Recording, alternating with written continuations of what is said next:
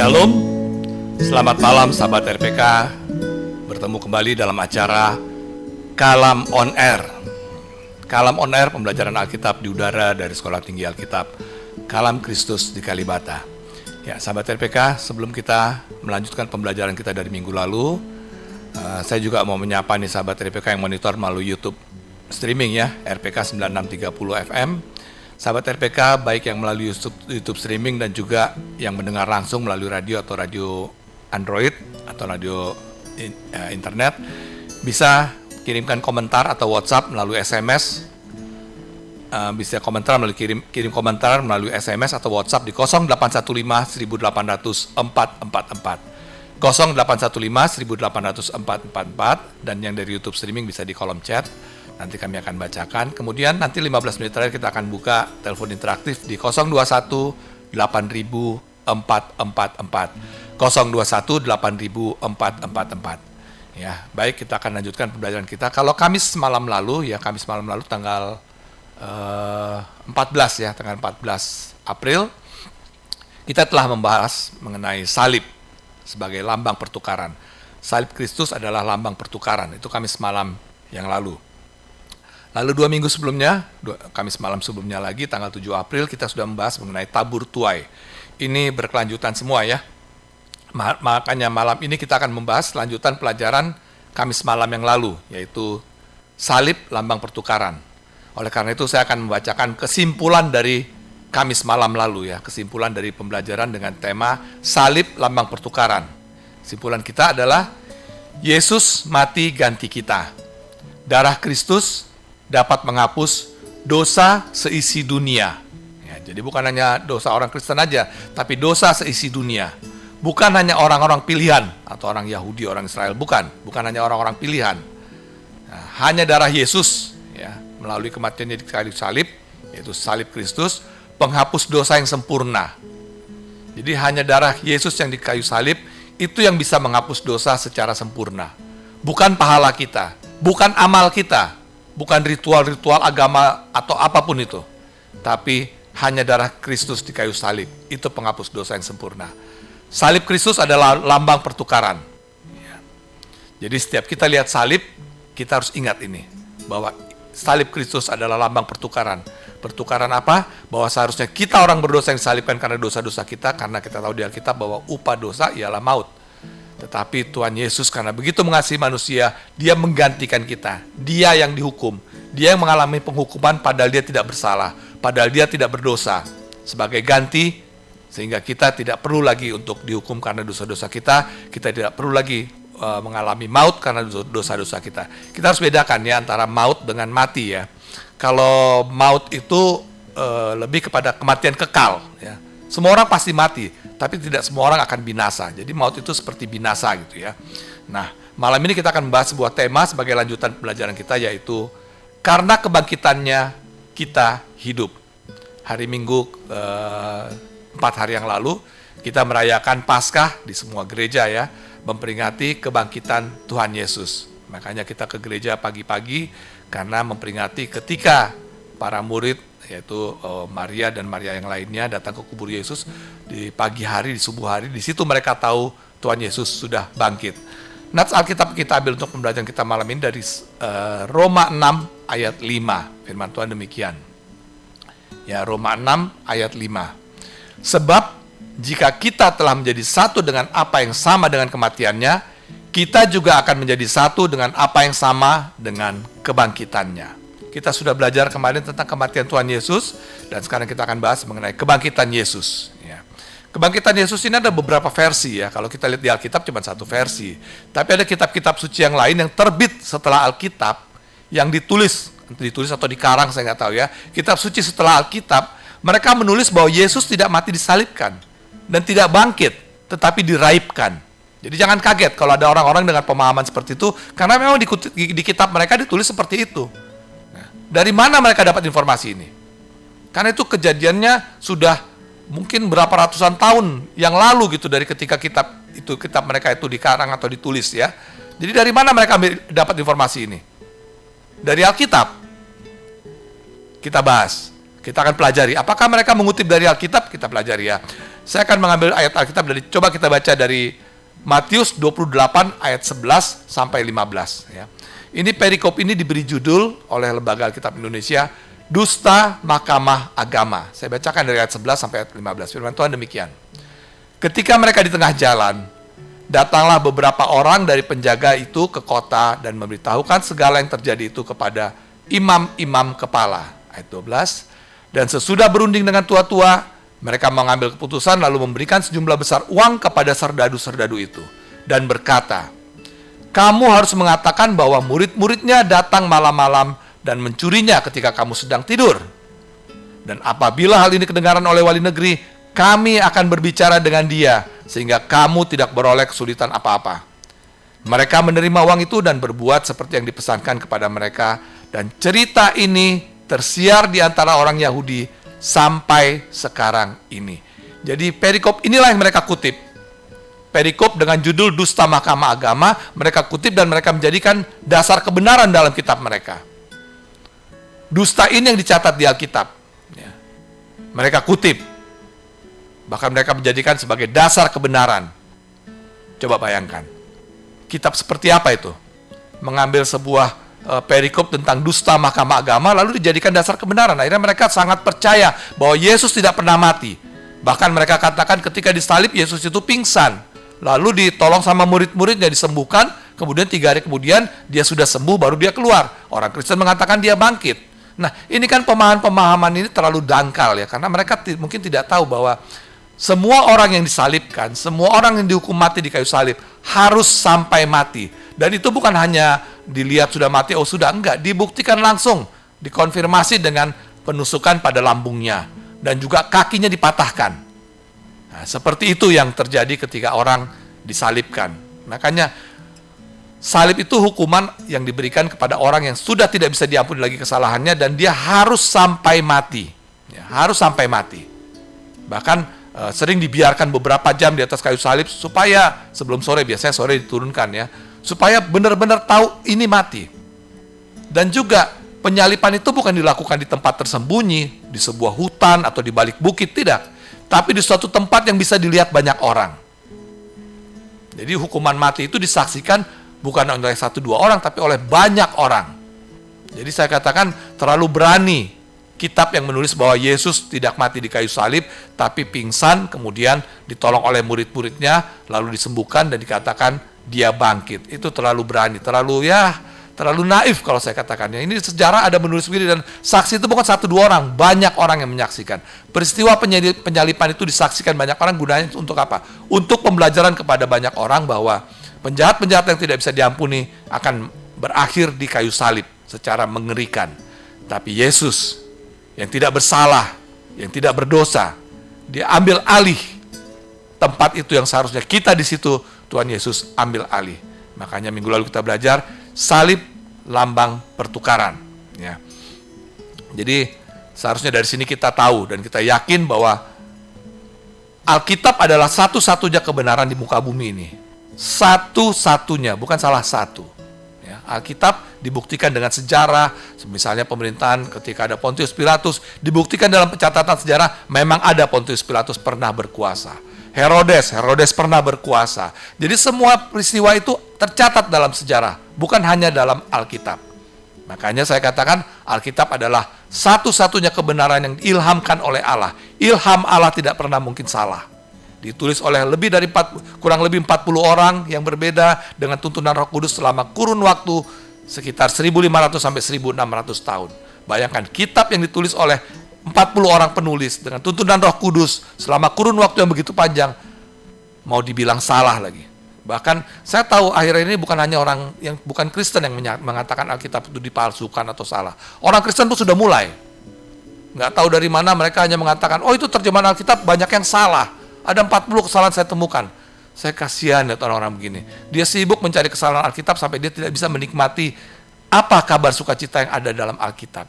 Dia sibuk bolak-balik sana-sini, cari di Google, cari di mana. Hanya karena pemahaman dia yang dia dirikan sendiri tidak cocok dengan apa yang tertulis di Alkitab. Ya. Kebenaran yang didirikan sendiri, bukan yang dia gali dari Alkitab. Tapi dia punya suatu teori, dia punya satu doktrin. Ketika itu tidak tertulis di Alkitab, dia katakan bahwa Alkitabnya salah. Alkitabnya terjemahannya salah. Alkitab itu tidak lengkap.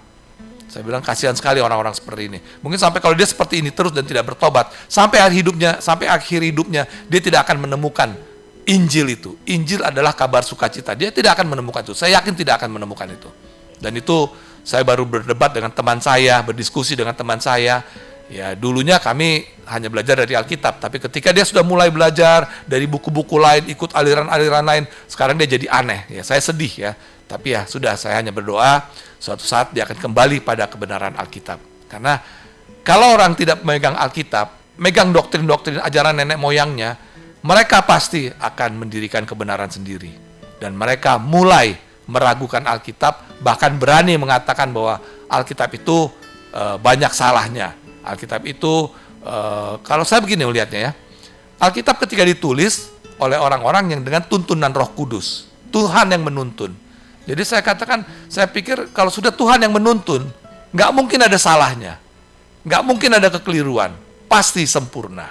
Ya, kita lanjutkan setelah yang satu ini. Shalom, datang dan hadirilah ibadah tatap muka dari Gereja Bethel Indonesia Victorious Family Ministry di bawah penggembalaan Pastor Abraham Konrad Supit. Ibadah hari Minggu tanggal 24 April 2022 bertempat di Apartemen Robinson, Jakarta Utara. Ibadah pukul 9 akan dilayani oleh Pastor Arasia Haan dan pada pukul 11 oleh Pastor Jeki Mailoor. Sekali lagi, ibadah pukul 9 akan dilayani oleh Pastor Arasia Haan dan pada pukul 11 oleh Pastor Jeki Mailoor. Untuk ibadah Minggu di Hotel Ciputra, Jakarta, lantai 6 Ruang Victory, ibadah pukul 9 akan dilayani oleh Pastor Henry STY, ibadah pukul 11 oleh Pastor Feba Avan, ibadah pukul 13 oleh Pastor Levi Supit, ibadah pukul 15 oleh Pastor Johan Lumaindong, dan pada pukul 17 oleh Pastor Yolanda Vergina. Sekali lagi, ibadah pukul 9 akan dilayani oleh Pastor Henry STY, ibadah pukul 11 oleh Pastor Feba Avan, ibadah pukul 13 oleh Pastor Levi Supit, ibadah pukul 15 oleh Pastor Johan Lumaindong, dan pada pukul 17 oleh Pastor Yolanda Vergina. Dan pada ibadah Minggu di Plaza Indonesia, ibadah pukul 11 akan dilayani oleh Pastor Levi Supit, ibadah pukul 13 oleh Pastor Johan Lumaindong, ibadah pukul 15 oleh Pastor Feba Avan, dan pada pukul 17 oleh Pastor Joshua Supit. Sekali lagi, ibadah pukul 11 akan dilayani oleh Pastor Levi Supit, ibadah pukul 13 oleh Pastor Johan Lumaindong, ibadah pukul 15 oleh Pastor Feba Avan, dan pada pukul 17 oleh Pastor Joshua Supit. Terima kasih, Tuhan Yesus memberkati.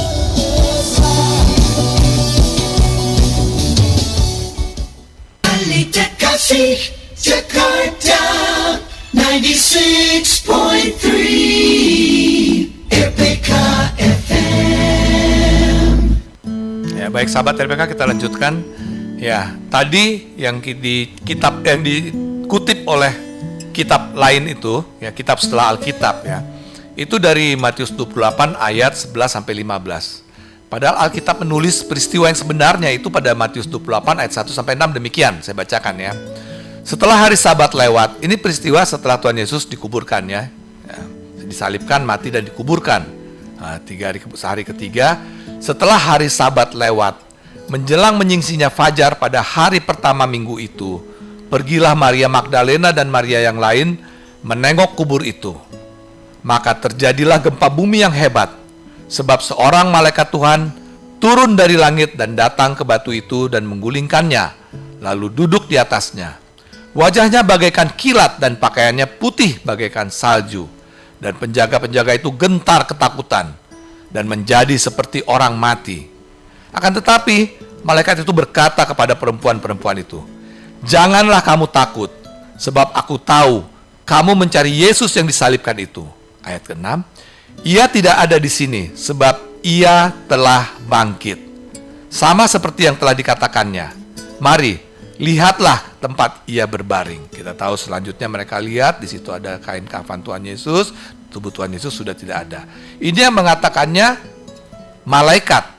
Malaikat mengatakan ia tidak ada di sini sebab ia telah bangkit. Ya. Saksi ketika itu Maria Magdalena, Maria yang lain, dan para penjaga kubur Yesus. Ya. Mereka semua merasakan gempa bumi itu. Mereka semua mendengar langsung perkataan malaikat. Nggak mungkin malaikat bohong. Malaikat sudah katakan yang sebenarnya.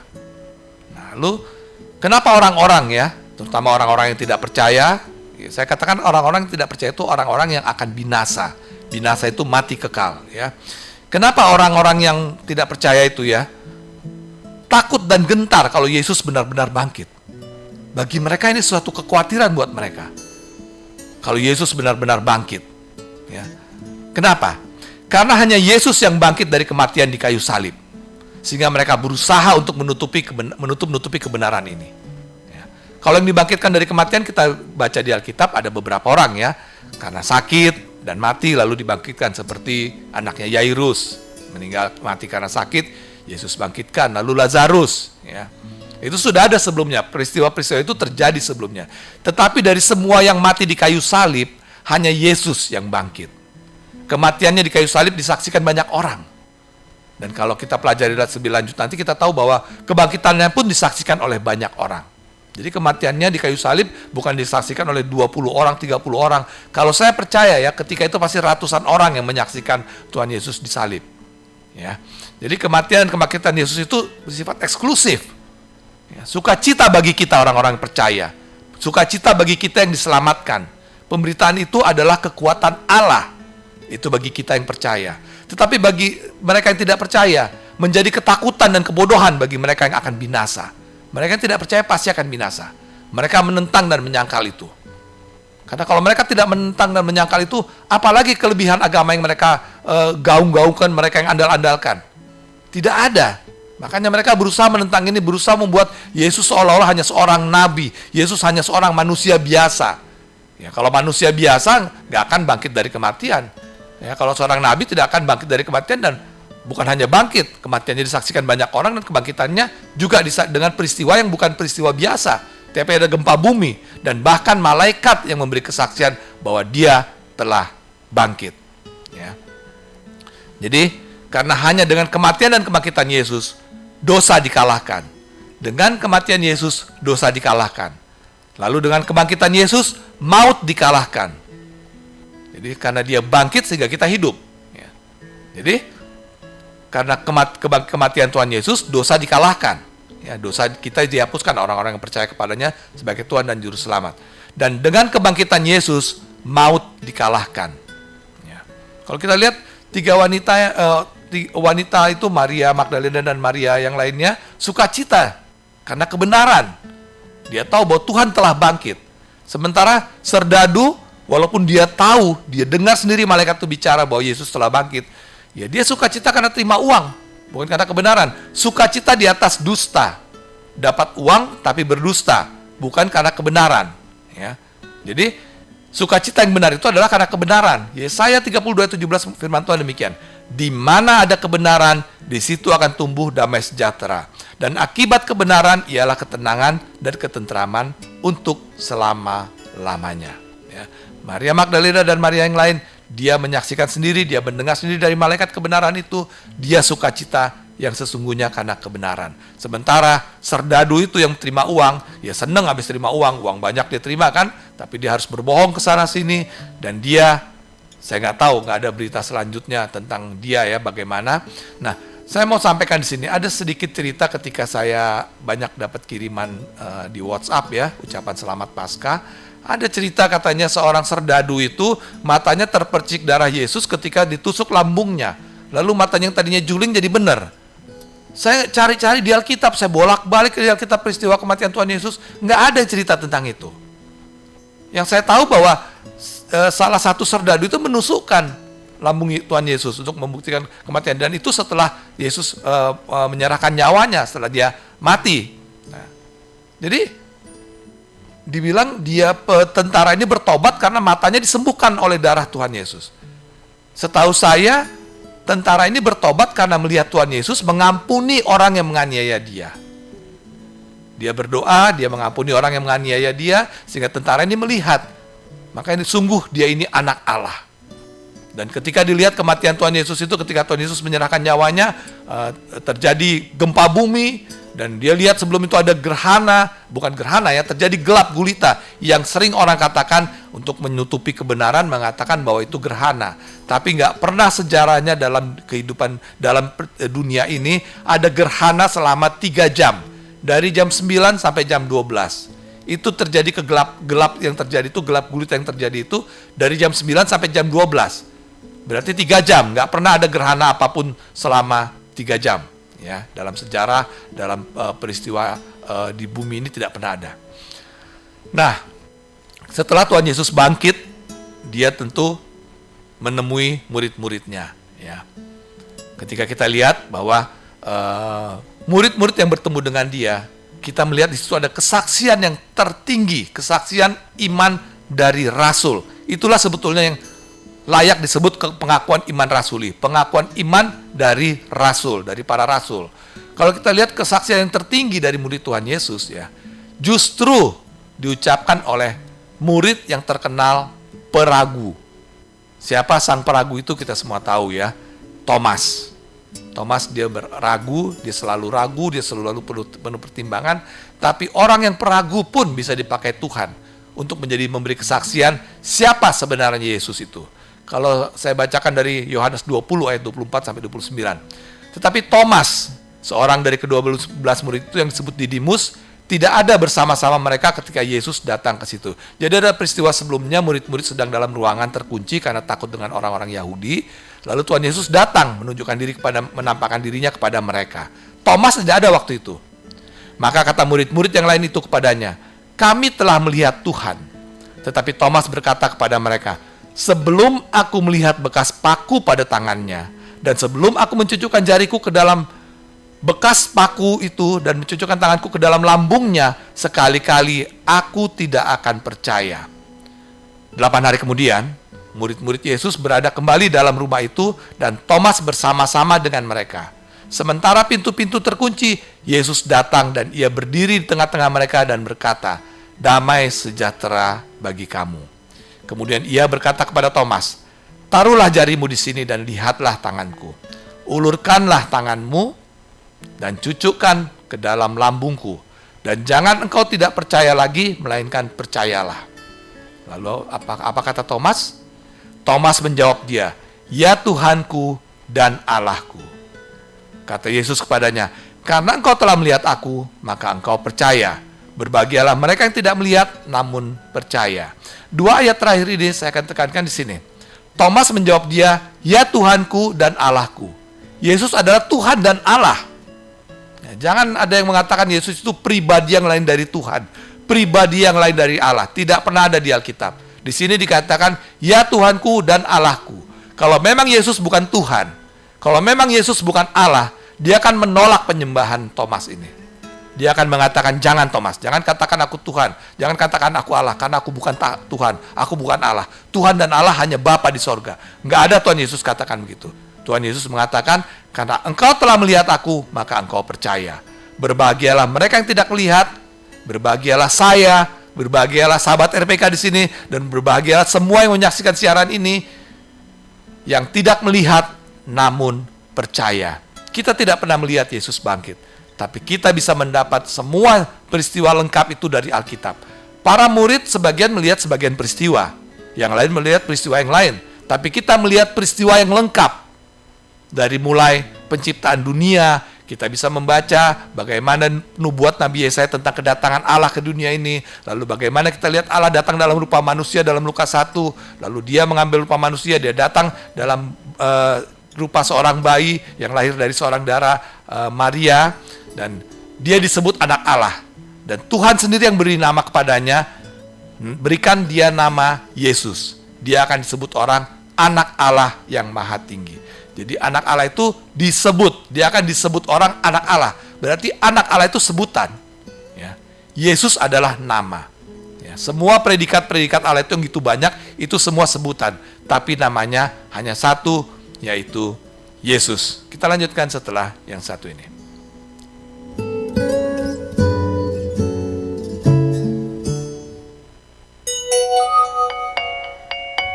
Jam di studio kami menunjukkan pukul 20 lebih 30 menit waktu Indonesia Barat.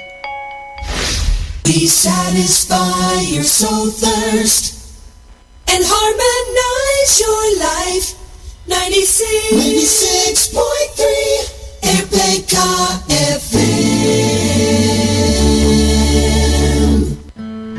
Ya, sahabat RPK, kita lanjutkan ya. Sebelumnya saya sampaikan, sahabat RPK yang mau bertanya atau komentar bisa di SMS atau WhatsApp di 0815 1844. Bisa dari sekarang, dari tadi juga sudah bisa kami tunggu ya. SMS, WhatsApp di 0815 1844. Dan yang mau telepon interaktif, siap-siap. 15 menit lagi bisa telepon ke 021 8000 444 ya. Sambil sahabat RPK tetap kalau yang melalui YouTube streaming silakan chat. Nanti kalau chatnya kira-kira ada yang kami pertimbangkan untuk perlu kami tampilkan, akan kami bacakan ya. Baik, kita lanjutkan pembelajaran kita. Jadi tadi kita sudah baca dari Yohanes 20 ayat 24 sampai 29 ya. Kalau kita lihat ya, tadi saya sudah katakan berbahagialah kita karena kita tidak melihat namun percaya. Ya, kita berbahagia. Ya, oke. Thomas percaya karena dia sudah melihat Tuhan Yesus. Kita tidak melihat namun kita percaya, kita lebih berbahagia. Kita harus bersyukur kepada Tuhan karena kita punya Alkitab yang tertulis ya. Kita tahu bahwa Injil dicatat supaya tidak berubah. Apa yang Tuhan mau kita tahu itu tidak berubah. Kalau ada yang tertulis, sekalipun orang punya pendapat macam-macam, kita bisa kembali kepada apa yang tertulis. Kita tidak perlu pegang ajaran-ajaran orang-orang lain, tapi kita kembali kepada apa yang ada tertulis di Alkitab. Jadi Injil itu dicatat supaya tidak berubah. Kalau hanya diingat saja, diingat karena mungkin nggak ditulis, hanya diingat-ingat saja, lalu diteruskan kepada orang lain, pasti berubah. Sahabat RPK pasti pernah lihat ya, sebuah game, seseorang dibuatkan suatu kalimat, kemudian dia suruh bisikan pada orang di sebelahnya. Orang sebelahnya udah merasa ingat, oke, bisikan lagi ke sebelahnya. Ingat lagi, bisikan ke sebelahnya. Sampai di ujung itu kalimat itu sudah berubah total. Pasti semua tahu game seperti itu. Tuhan tahu itu. Makanya Tuhan buat semua dalam bentuk tertulis, yaitu kitab suci. Ya, berbahagialah kita karena kita tidak melihat tapi kita bisa membaca secara lengkap. Kita lebih melihat secara lebih menyeluruh daripada para murid-murid pada waktu itu. Ya. Kalau kita lihat dalam Yohanes lanjutan dari ayat tadi ya, tadi sampai ayat 29 saya bacakan ayat 30, Yohanes 20 ayat 30 sampai 31. Memang masih banyak tanda lain yang dibuat Yesus di depan mata murid-muridnya yang tidak tercatat dalam kitab ini. Tetapi semua yang tercantum di sini telah dicatat supaya kamu percaya bahwa Yesuslah Mesias, Anak Allah, dan supaya kamu oleh imanmu memperoleh hidup dalam namanya. Jadi Alkitab itu, kitab suci itu dicatat ya, Alkitab dicatat supaya kita percaya. Percaya pada apa? Percaya yang tercatat, percaya kepada yang tertulis, yang ada tertulis. Kalau sudah Alkitab itu ditulis, kita percaya kepada di luar itu kan kita berarti nggak menganggap Alkitab satu-satunya kebenaran. Kita hanya menganggap bahwa Alkitab salah satu kebenaran. Kita masih cari kebenaran dari ajaran-ajaran nenek moyang, ajaran-ajaran bapak-bapak gereja atau yang lain sebagainya. Ya. Ajaran bapak-bapak gereja saya tidak bilang itu salah semua. Itu benar semua sebatas yang tertulis di Alkitab. Seandainya misalnya Matius ada tulisannya ditemukan, tapi tidak tertulis di Alkitab, kita tidak perlu pegang itu. Bahkan Rasul Paulus kalau ada tulisannya kita temukan kemudian, tapi tidak tertulis di Alkitab, kita tidak perlu beriman ke situ. Kita beriman kepada apa yang ada tertulis di Alkitab. Ya. Makanya kalau kita lihat, Tuhan Yesus selalu berapologet, selalu Tuhan Yesus menjawab pertanyaan-pertanyaan ahli Taurat atau orang Farisi atau bahkan pertanyaan godaan-godaan cobaan-cobaan iblis. Tuhan Yesus menjawab dengan firman Tuhan, dengan apa yang ada tertulis dalam Taurat. Itu gunanya kita belajar dari apa yang ada tertulis. Ya. Tadi kita sampai pada kesaksian Thomas, ya Tuhanku, ya Allahku. Apakah cuma Thomas yang pernah memberi kesaksian tentang ketuhanan dan kealahan Yesus? Kita lihat, sebelum Tuhan Yesus disalibkan, sebelum dikuburkan, Tuhan Yesus pernah bertanya kepada para muridnya, menurut katamu siapa aku ini? Ya. Lalu Petrus memberikan kesaksian yang juga kesaksian tertinggi ya, kesaksian yang luar biasa. Maka jawab Simon Petrus, engkau adalah Mesias, Anak Allah yang hidup. Ya. Mesias artinya yang diurapi, Anak Allah artinya Allah yang menjadi manusia. Nah, itu artinya. Jadi sebutan Anak Allah, sebutan Mesias, itu semua sebutan untuk Yesus. Anak Allah yang hidup katanya. Engkau adalah Mesias, Anak Allah yang hidup. Apakah itu karena kepintaran Petrus dia bisa menjawab begitu? Apakah Petrus pernah membaca dari tulisan-tulisan nabi-nabi sebelumnya? Kita baca ayat 17. Kata Yesus kepadanya, berbahagialah engkau Simon bin Yunus, sebab bukan manusia yang menyatakan itu kepadamu, melainkan Bapa-Ku yang di sorga. Jadi, Tuhan sendiri yang memberitahu kepada Petrus siapa sebenarnya guru itu, siapa sebenarnya gurunya, siapa sebenarnya Yesus itu. Ya. Jadi 2 orang murid memberi kesaksian siapa sebenarnya Yesus. Yesus adalah Tuhan dan Allah, Yesus adalah Mesias, anak Allah yang hidup. Inilah yang layak disebut pengakuan iman rasuli, pengakuan dari para pengakuan iman dari para rasul. Pengakuan iman rasuli, pengakuan iman dari para rasul, bahwa Yesus adalah Tuhan, bahwa Yesus adalah Allah, bahwa Yesus adalah Mesias, bahwa Yesus adalah anak Allah yang hidup. Ya, dia bangkit dari kematian, dia mengalahkan kematian, dia buktikan, dia datang, dia bertemu kepada banyak orang. Ya, nah kalau kita lihat, ketika Tuhan Yesus disalibkan dan mati, ketika dia disidang, murid-murid mentalnya jatuh semua. Bahkan ketika Yesus disalibkan dan dikuburkan, murid-murid kecewa. Kenapa saya katakan kecewa? Mereka yang sudah dimuridkan selama 3,5 tahun, lalu kembali kepada profesinya semula, yaitu menjadi nelayan. Mereka belum merasa istimewa karena gurunya mati. Semua orang juga mati, mereka pikirkan. Sampai Yesus bangkit dari kematiannya dan menampakkan diri kepada mereka. Di situ baru mereka mempunyai kekuatan ekstra, kekuatan yang luar biasa. Ya. Jadi kalau saya bacakan ketika Tuhan Yesus bangkit dan datang kepada murid-muridnya pada Yohanes 21 ayat 1-14, saya bacakan demikian ya. Kemudian Yesus menampakkan diri lagi kepada murid-muridnya di pantai Danau Tiberias dan ia menampakkan diri sebagai berikut. Di pantai itu berkumpul Simon Petrus, Thomas yang disebut Didimus, Nathanael dari Kana yang di Galilea, anak-anak Zebedeus dan 2 orang muridnya yang lain. Kata Simon Petrus kepada mereka, "Aku pergi menangkap ikan," kata mereka kepadanya. "Kami pergi juga dengan engkau." Mereka berangkat lalu naik ke perahu. Tetapi malam itu mereka tidak menangkap apa-apa. Ketika hari mulai siang, Yesus berdiri di pantai. Akan tetapi murid-murid itu tidak tahu bahwa itu adalah Yesus.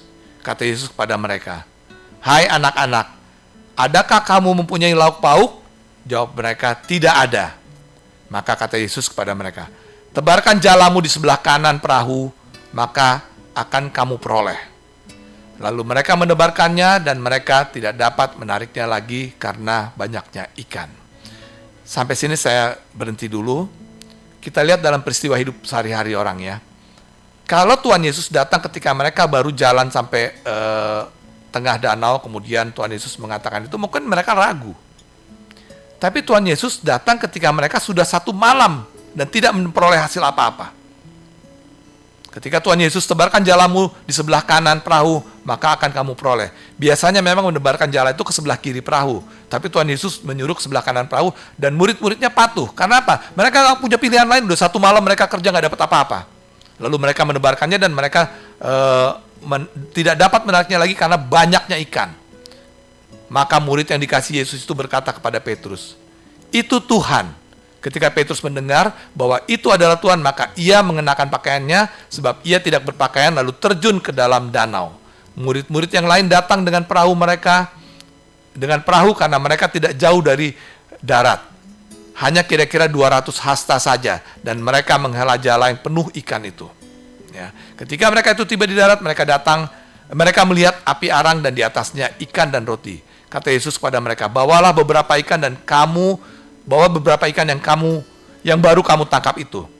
Simon Petrus naik ke perahu lalu menghela jala itu ke darat, penuh ikan-ikan besar, 153 ekor banyaknya, dan sungguh pun sebanyak itu jala itu tidak koyak.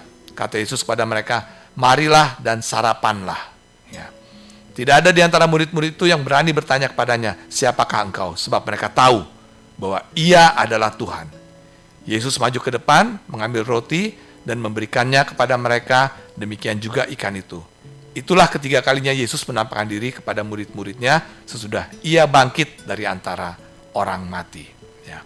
Yesus bangkit dan menampakkan diri kepada murid-muridnya. Dan juga Yesus bangkit dan menampakkan diri kepada banyak orang. Ya. Kalau kita lihat setelah Yesus bangkit pada pagi hari pertama minggu itu, ia mula-mula menampakkan dirinya kepada Maria Magdalena dan daripadanya Yesus pernah mengusir 7 setan. Lalu perempuan itu pergi memberitahukannya kepada mereka yang selalu mengiringi Yesus dan yang pada waktu itu sedang berkabung dan menangis. Tetapi ketika mereka mendengar bahwa Yesus hidup dan telah dilihat olehnya, mereka tidak percaya. Sesudah itu ia menampakkan diri dalam rupa yang lain kepada 2 orang dari mereka ketika keduanya dalam perjalanan keluar kota. Lalu kembalilah mereka dan memberitahukannya kepada teman-teman yang lain, tetapi kepada mereka pun teman-teman itu tidak percaya. Ya, ini kalau kita baca ayat selanjutnya ini menarik. Kenapa saya katakan menarik? Ini sering ditanyakan. Ya, kalau sahabat RPK buka YouTube, banyak sekali orang-orang yang mau menyerang kekristenan menanyakan ini. Saya bacakan mulai ayat 14. Tadi saya sudah bacakan Markus 16 ayat 9 sampai 13. Ayat 14-nya dikatakan firman Tuhan demikian ya. Kita perhatikan ini ya. Akhirnya ia menampakkan diri kepada ke-11 orang itu ketika mereka sedang makan. Dan ia mencela ketidakpercayaan dan kedegilan hati mereka oleh karena mereka tidak percaya kepada orang-orang yang telah melihat dia sesudah kebangkitannya. Lalu ia berkata kepada mereka, "Pergilah ke seluruh dunia, beritakanlah Injil kepada segala makhluk. Siapa yang percaya dan dibaptis akan diselamatkan, tetapi siapa yang tidak percaya akan dihukum. Tanda-tanda ini," nah ini perhatikan ayat 17 ya. "Tanda-tanda ini akan menyertai orang-orang yang percaya. Mereka akan mengusir setan-setan demi namaku. Mereka akan berbicara dalam bahasa-bahasa yang baru bagi mereka. Mereka akan memegang ular, dan sekalipun mereka minum racun maut, mereka tidak akan mendapat celaka. Mereka akan meletakkan tangannya atas orang sakit, dan orang itu akan sembuh." Ayat ini sering diplesetkan, dikatakan begini, tuh, katanya kan nggak apa-apa minum racun, ayo minum racun, coba. Katanya nggak apa-apa pegang ular. Ini pegang ular kobra, ular berbisa. Kan nggak akan mendapat celaka, ditulis di Alkitab. Itu kata Tuhan Yesus loh. Nah, bagaimana sahabat LPK ketika kita mendapat, saya katakan ini ledekan ya. Taruhlah katakan serangan terhadap kekristenan. Ya. Jangan bingung. Memang Alkitab menulis begitu. Tapi kalau kita baca dengan teliti, apakah ini perintah Tuhan? Bukan. Jadi jawab kepada mereka, ini bukan perintah Tuhan. Kalau perintah Tuhan saya lakukan. Artinya apa? Banyak saya dengar kesaksian pendeta yang menginjil ke daerah-daerah terpencil. Kebiasaan di daerah terpencil, banyak daerah terpencil itu, kalau ada orang baru datang, apalagi dengan membawa berita Injil ya, seperti ini kan akan menjadi saingan para dukun-dukun setempat gitu ya. Mereka sering mengetes, dikasih minuman beracun. Dan belum pernah saya dengar pendeta mati keracunan. Artinya apa? Ketika diberi minuman beracun, dia nggak tahu. Dia minum aja. Tapi kalau dia udah tahu itu racun dan dia minum, itu dia namanya mencobai Tuhan. Nah, ayat ini artinya begitu. Kalau dia tidak tahu dia diracun, dia nggak akan mempan. Banyak kejadian saya dengar begitu.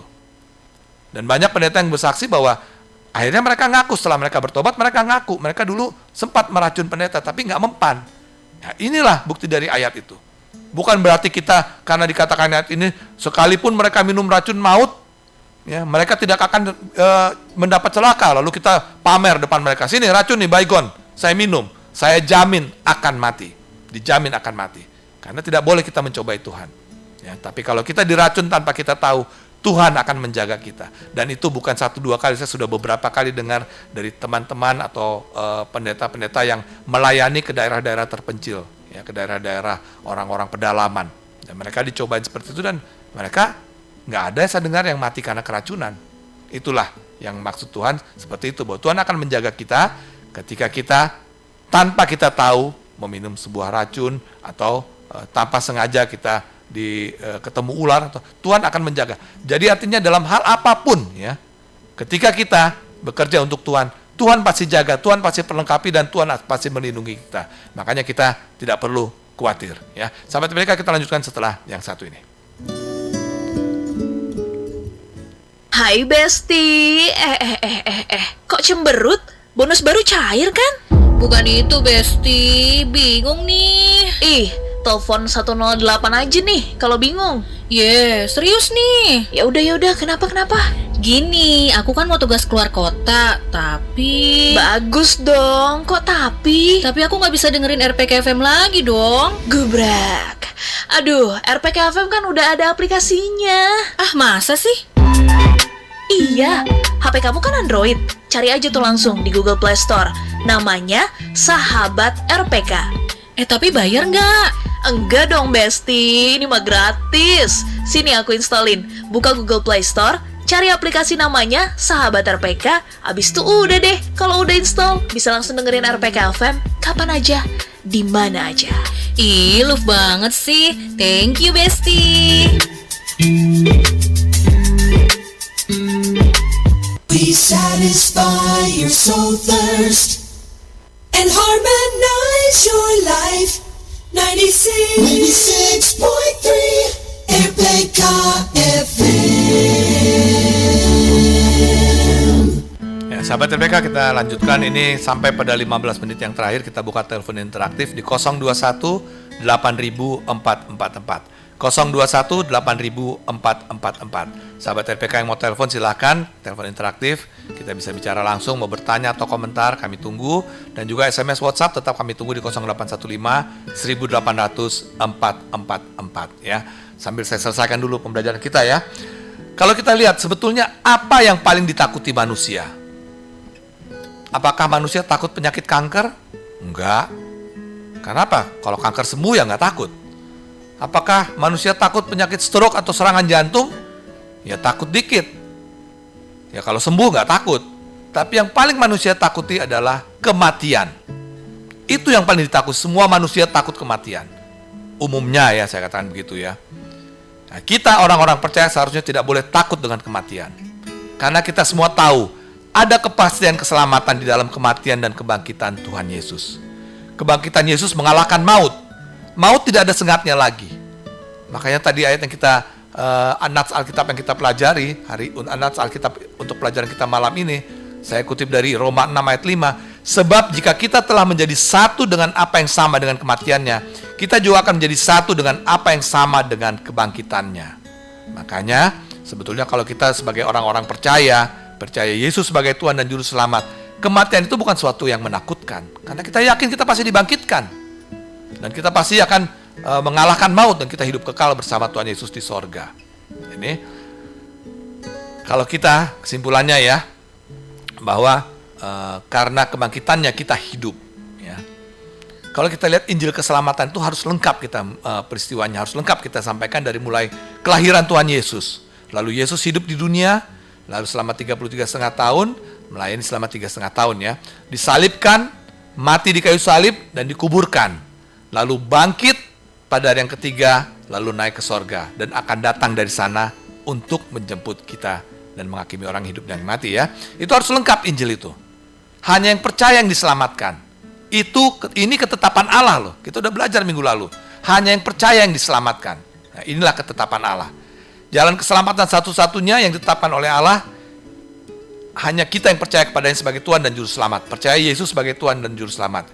Jadi karena kebangkitan Yesus, kita hidup. Karena kebangkitannya ada hari esok. Dan karena kebangkitannya, kita tidak gentar. Tuhan Yesus memberkati kita semua.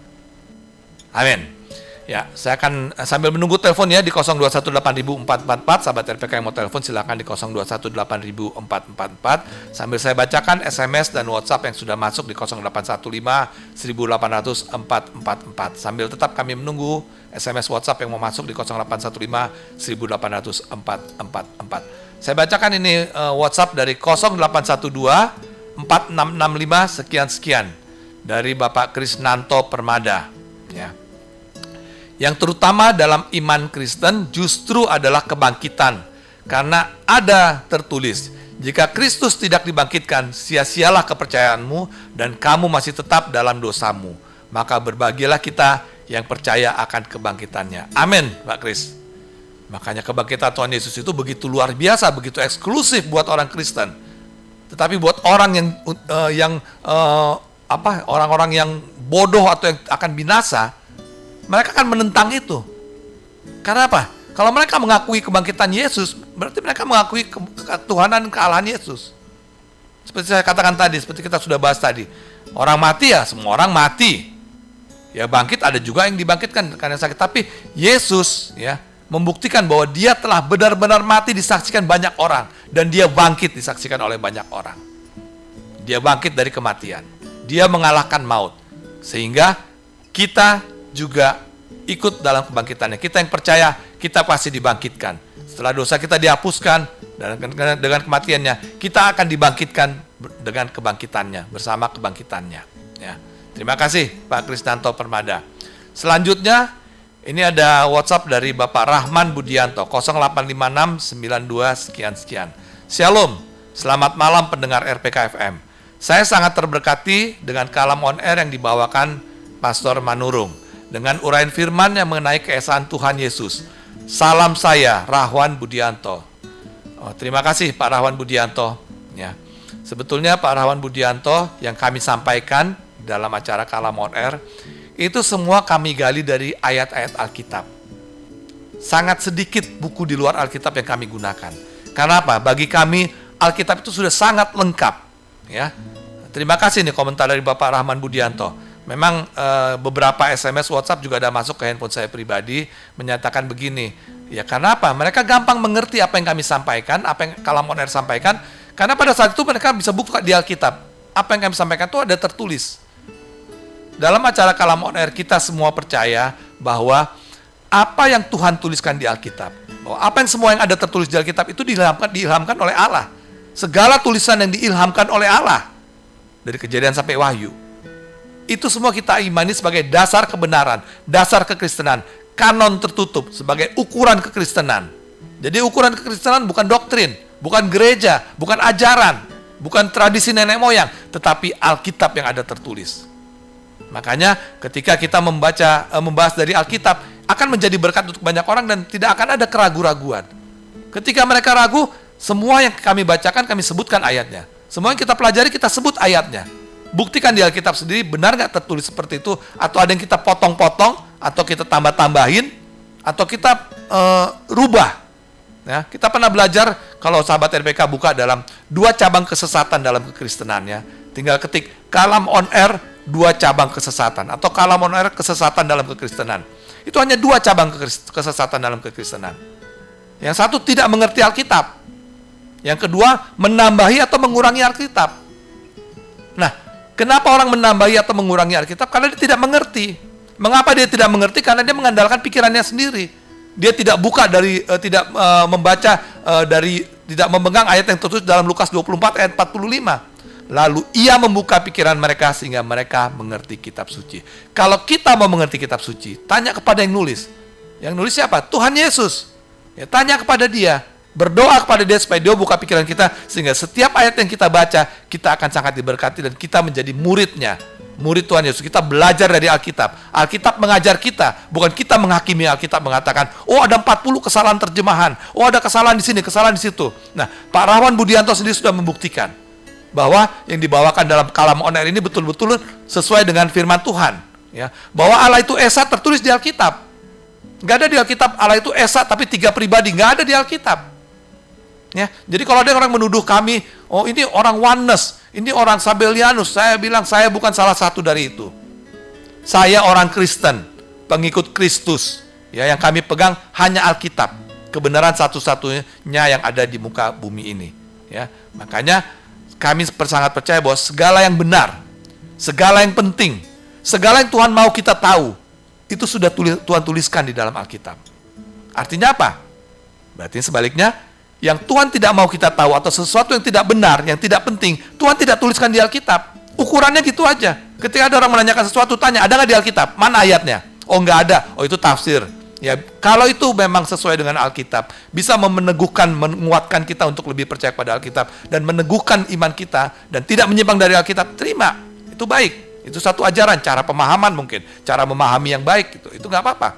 Tapi ketika sudah menyimpang dari Alkitab, apalagi memotong-motong ayat, ambil depannya nggak berani ambil belakangnya, karena ketika diambil ayat bagian B-nya akan bertentangan dengan doktrin dia tidak berani pakai itu. Saya kasih contoh begini, kenapa dalam gereja-gereja banyak dipakai Matius 22 30 berapa itu ya, saya buka lagi ya, Matius 22 ya, dalam Matius 22 itu hukum yang terutama, kalau nggak salah 37 ya, iya. Maaf saya lupa di ayat berapa, tapi yang dipakai dari Matius bahwa dikatakan hukum yang terutama ialah kasihlah Tuhan Allahmu dengan segenap hatimu. Betul. Tapi dalam Markus 12 ayat 29 dikatakan Dengarlah hai orang Israel. Hukum yang terutama adalah dengarlah hai orang Israel, Tuhan itu Allah kita, Tuhan itu Esa. Kasihlah Tuhan Allahmu dengan segenap hatimu, dengan segenap jiwamu, dengan segenap akal budimu, dan dengan segenap kekuatanmu. Nah, yang bagian pertama ini nggak berani mereka sebutkan. Karena akan jadi pertanyaan buat jemaat. Loh, katanya Allah itu Esa. Kenapa ada 3 pribadi, ada 4 pribadi, ada 2 pribadi, ada macam-macam. Ya, kembalilah kepada apa yang tertulis Alkitab. Mau kita pakai Ulangan 6 ayat 4, oke. Sama dengan Markus 12 ayat 29. Bukan saya katakan yang di Matius itu salah, tidak, nggak salah. Tapi Matius ditulis untuk orang-orang Yahudi. Orang-orang Yahudi memegang bahwa Allah itu Esa. Ya, itu, tidak ada yang lain. Selanjutnya saya bacakan, ini ada WhatsApp masuk dari Esther, Ibu Esther 0813-873 sekian-sekian. Shalom, saya Esther, mau tanya, kenapa sekarang orang Yahudi sangat jarang yang beragama Kristen? Padahal di zaman Yesus dan Rasul-Rasul justru mereka lah yang banyak mengenal Yesus. Terima kasih. Nah, ini Bu Esther, pertanyaannya bagus sekali. Ini tadi kita sudah bahas dalam perikop dusta mahkamah agama. Di bagian akhir dari dusta mahkamah agama ya, yang mengatakan para ahli Taurat itu imam-imam kepala menyuruh tentara untuk berbohong. Berbohong mengatakan bahwa murid-muridnya mencuri jenazah Tuhan Yesus. Jadi bukan Yesus bangkit. Itu yang mereka pakai sebagai dasarnya. Dan di ayat 15, Matius 28 ayat 15, firman Tuhan demikian. Matius 28 ayat 15. Mereka menerima uang itu dan berbuat seperti yang dipesankan kepada mereka. Dan cerita ini tersiar di antara orang Yahudi sampai sekarang ini. Jadi orang Yahudi masih menunggu Mesias. Belum percaya Yesus sebagai Mesias. Mereka masih terus menunggu. Ayat ini sudah membuktikan. Makanya Tuhan Yesus mengatakan dalam Yohanes 14 ayat 6, ya, Akulah jalan dan kebenaran dan hidup. Tidak seorang pun sampai kepada Bapa kalau tidak melalui aku. Orang Yahudi kalau tidak melalui Tuhan Yesus, tidak percaya Yesus sebagai Tuhan dan Juru Selamatnya, tidak akan diselamatkan. Itu ketetapan Tuhan, bukan ketetapan saya. Bukan tafsiran saya, tapi itu ketetapan Tuhan. Yang Tuhan tetapkan adalah cara orang untuk selamat, yaitu dengan percaya Yesus sebagai Tuhan dan Juru Selamatnya. Bukan orang-orang tertentu yang ditetapkan untuk selamat dan orang-orang yang lain ditetapkan untuk binasa. Allah yang saya kenal tidak seperti itu. Allah mengasihi semua orang. Allah menawarkan keselamatan itu kepada semua orang, tapi yang diselamatkan hanya yang percaya kepadanya sebagai Tuhan dan Juru Selamatnya. Ya, saya kira itu yang perlu kita pegang. Kita pegang ketetapan Tuhan bahwa cara keselamatan, bukan orang-orangnya. Jadi banyak orang yang GR merasa, oh kita kan orang pilihan. Apapun yang kita buat kita tetap selamat. Sekali selamat tidak akan hilang, keselamatan itu tidak akan hilang. Sekali selamat pasti kita selamat seterusnya. Masalahnya syarat selamat itu apa? Percaya Yesus. Percaya Yesus itu bagaimana? Kembali ke Yohanes 14 ayat 12. Sesederhana itu, kembali ke Alkitab.